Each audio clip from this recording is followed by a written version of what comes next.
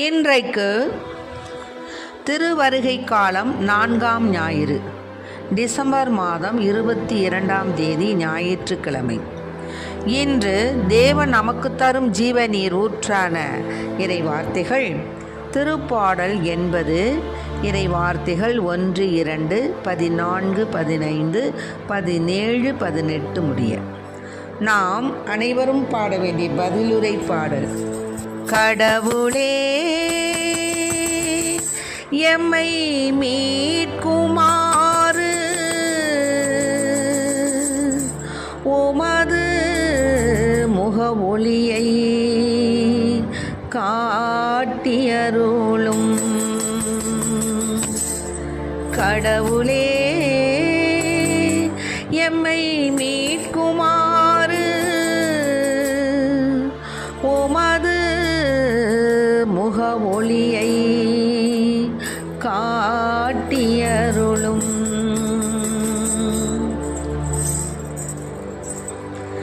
இஸ்ரேலின் ஆயரே செவிசாயும், யோசேப்பை மந்தையென நடத்தி செல்கின்றவரே, கெருபுகளின் மீது வீற்றிருப்பவரே ஒளிர்ந்திடும். இஸ்ராயேலின் ஆயரே செவிசாயும், கெருபுகளின் மீது வீற்றிருப்பவரே ஒளிர்ந்திடும். கடவுளே எம்மை மீட்குமாறு உமது முக ஒளியை காட்டியருளும். எப்ராயிம் பென்யமீன் மானசேயின் முன்னிலையில் உமது ஆற்றலை கிளர்ந்தெழச் செய்து எம்மை மீட்க வாரும்.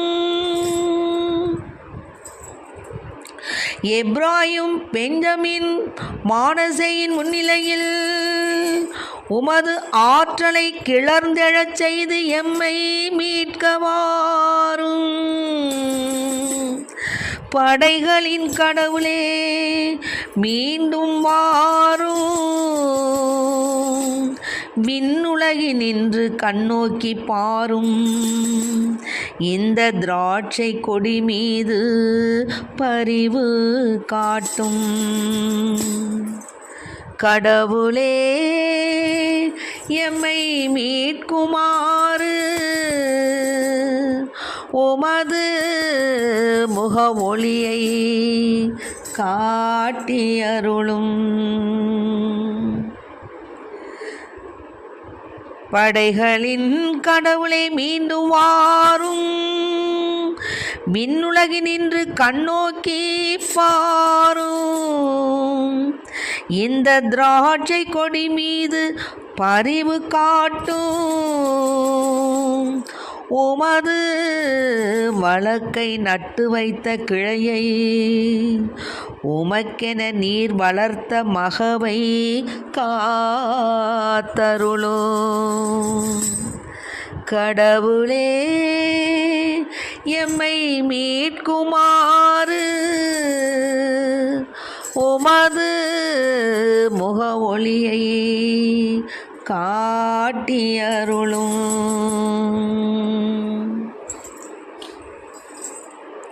உமது வலப்பக்கம் இருக்கும் மனிதரை உமது கை காப்பதாக.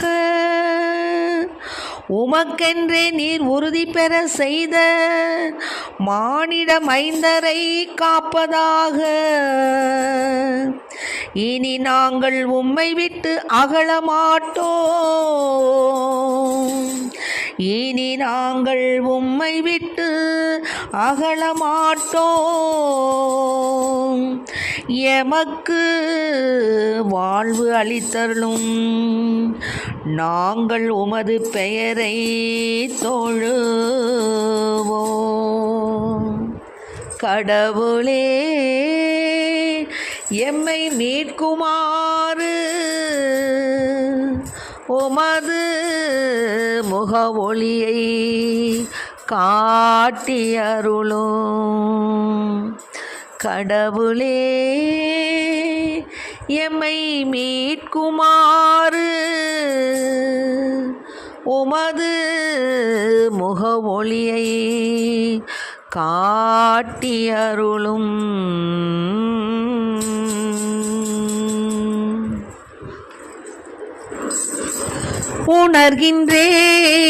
உணர்கின்றேன் இயேசுவே உன் அன்பை உணருகின்றேன். மார்பினில் சாய்ந்து உன் உணர்வுகளை மன்னவன் நேசத்துடிப்புக்களை அனுதினம் நானும் உணர்ந்திட செய்திடும் இயேசுவே உயிராய் வா உணர்வாய் வா என் உணர்வாய் வா. இரவும் பகலும் பேசிடும் என் தெய்வமே இணையில்லா அருளை என்னென்று நான் சொல்வேன். பாறையில் வழிந்தோடும் நீரூற்றாய் பாறையில் வழிந்தோடும் நீரூற்றாய் உன் பரிவினால் என்னை முழுமையாய் நிரப்பிட இயேசுவே உயிராய் வா உணர்வாய் வா என் உணர்வாய் வா. உணர்கின்றேன் இயேசுவே உன் அன்பை உணருகின்றேன். மார்பினில் சாய்ந்து உன் உணர்வுகளை மன்னவன் நேசத்துடிப்புக்களை அனுதினம் நானும் உணர்ந்திட செய்திடும் இயேசுவே உயிராய் வா உணவாய் வா என் உணர்வாய் வா.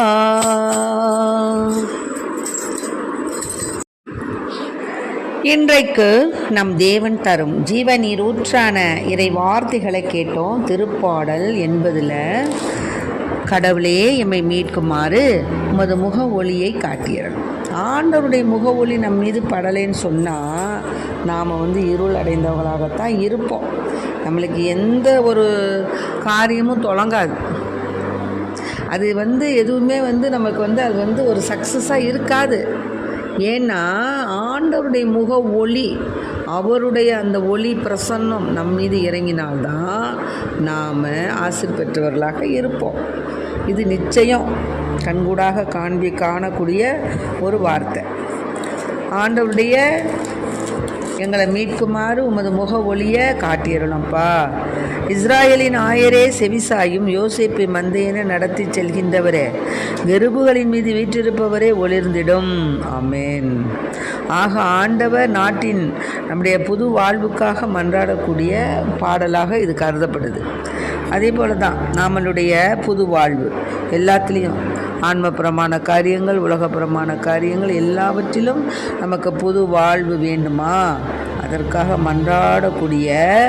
மன்றாட்டுகளுடன் கூடிய திருப்பாடல் இதுதான் 80. எப்ராஹிம் பெஞ்சமின் மானசேயின் முன்னிலையில் உமது ஆற்றலை கிளர்ந்தெழச் செய்து எம்மை மீட்கவார். பாருங்கள், ஆண்டவருடைய ஆற்றலை நம்மீது கிளர்ந்தெழச் செய்து எல்லா தேசம், எல்லா நாடு, எல்லா ஊர் எல்லாத்துலேயும் எல்லோரும் காணக்கூடிய விதத்தில், எல்லாரும் பார்க்கக்கூடிய விதத்தில் உங்களை ஆற்றலை எங்கள் மேலே கிளர்ந்தலை செய்து எங்களை மீட்க வாங்கய்யா. ஏன்னா படைகளின் கடவுளே மீண்டும் வாரும், விண்ணுலகினின்று கண்ணோக்கி பாரும். இந்த திராட்சை கொடி மீது பரிவு காட்டும். ஆமென். இந்த திராட்சை கொடி மீது பரிவு காட்டும். இப்போ சாதாரணமாக ஒரு செடியை நட்டு வைக்கிறோன்னு வச்சுக்கோங்களேன்.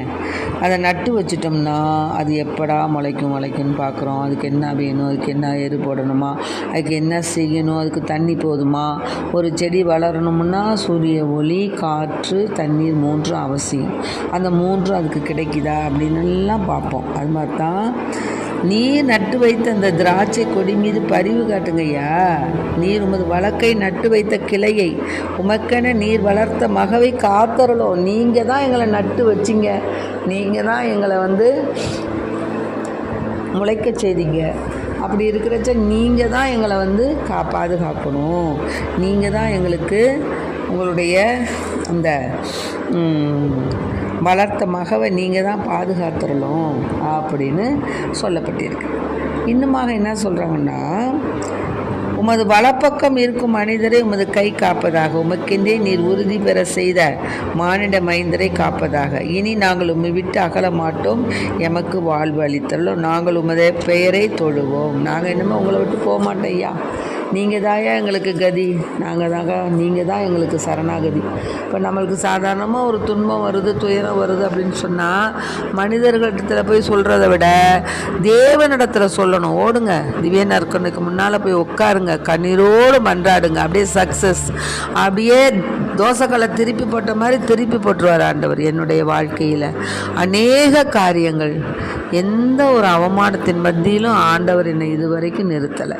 அப்படியே ஏதாவது துன்பம் வந்தாலும் துயரம் வந்தாலும் வீட்டில் வந்தாலும் சரி, பிள்ளைகளுக்கு அவங்க பணி செய்யக்கூடத்தில் எங்களுக்கு எத்தகைய ஒரு சோதனை வந்த போதிலும் நாங்கள் உடனே ஓடி போய் திவ்ய நற்கருணைக்கு முன்னால் அமர்ந்துடுவேன். திவ்ய நற்கருணைக்கு முன்னால் நானும் என் கணவரும் அமர்ந்து அவரிடம் எங்களுடைய குறைகள் எல்லாம் சொல்லி எங்களுடைய மன்றாட்டுகள் விண்ணப்பங்கள் எல்லாவற்றையும் நன்றியுடன் கூறிய மன்றாட்டுகளாக நாங்கள் அவரிடத்தில் ஒப்படைச்சி, ஆண்டவரே எசப்பா, இது மாதிரி இதுக்கு மேலே எங்களால் வந்து தாங்க முடியாது ஐயா, இந்த துன்பத்தை இந்த போராட்டத்தை நீங்கள் போராடுங்க ஐயா, நாங்கள் போராடலையான்னு சொல்லிட்டு வந்துடுவோம். அவ்வளோதான்.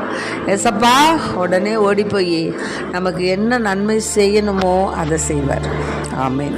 ஏன்னா என் பிள்ளை வந்துருச்சு, ஒன்றும் வேணாம். இப்போ அம்மா அப்பா இருக்கிறோம், ஏதாவது வேணும் அப்படின்னு சொன்னால் அம்மாவை நைஸ் பண்ணி அம்மாவை இது பண்ணி அப்பாட்ட சொல்கிறோம்.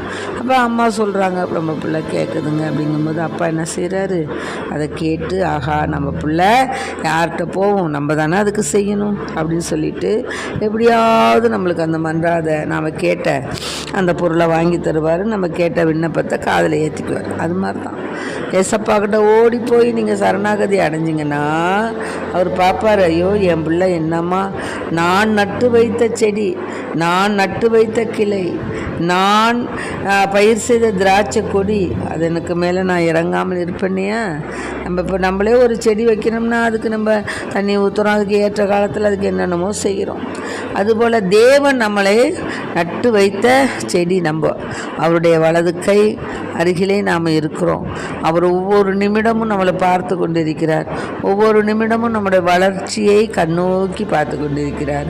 ஆகவே நம்முடைய உள்மன காயங்கள், நம் உள்மனதை நாம் என்ன நினைக்கிறோம் எல்லாம் அவருக்கு தெரியும்.